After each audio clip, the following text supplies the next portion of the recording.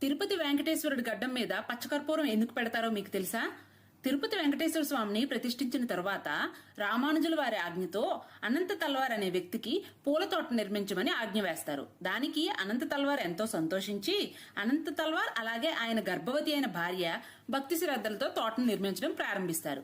భక్తుడి శ్రమను చూసిన వెంకటేశ్వరుడు ఒక సన్యాసి బాలుడు రూపంతో వచ్చి తాను కూడా సహాయం చేస్తానని అనంత తల్వార్ని అడుగుతాడు. మొదటి దానికి అనంత తల్వార్ ఒప్పుకుంటాడు. కానీ స్వామికి తాను మాత్రమే సేవ చేయాలని చెప్పి ఆ సన్యాసిని వెళ్లిపోమని చెప్తాడు అనంత తల్వార్. ఆ సన్యాసి గర్భవతి అనంత తల్వార్ భార్యకు సహాయం చేస్తాడు. అది చూసిన అనంత తల్వార్ కు కోపం వచ్చి తన దగ్గర ఉన్న గడ్డపారతో ఆ బాలుడిని గట్టిగా కొడతాడు. అంతటితో ఆ బాలుడు వెంటనే మాయమైపోతాడు. అనంత తల్వార్ పని పూర్తి అయిన తర్వాత స్వామివారి దర్శనం కోసం లోపలికి వెళ్లి చూస్తే స్వామివారి గడ్డం నుండి రక్తం రావడం కనబడుతుంది. తన దగ్గర సహాయం కోసం వచ్చింది స్వామివారి అని గ్రహించి తను చేసిన తప్పును క్షమించమని స్వామివారిని అడుగుతాడు. ఆ రోజు నుండి అనంత తల్వార్ భక్తి